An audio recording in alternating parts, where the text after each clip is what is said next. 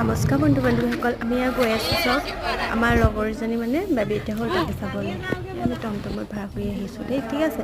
তাৰপিছত আধা ৰাস্তাৰ পৰা গোটেইখন গাত পানী, সেইকাৰণে আমি অকণমান খোজকাঢ়ি গৈ আছোঁ। ভালেই লাগিছে বাৰু, চিনেৰিবিলাক ইমান ধুনীয়া ধুনীয়া। গৈ সেয়া আমি ঘৰ পামগৈ আৰু এয়া পালোহি ঘৰ।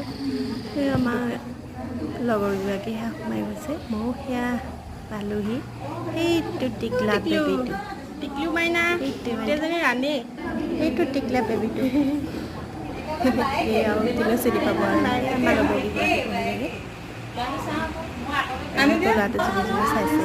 সেয়া আলহী ঘৰলৈ গ'লেতো খাবলৈ দিওঁ, খাব মেলিলে খালোঁ আৰু পেট ভৰাই।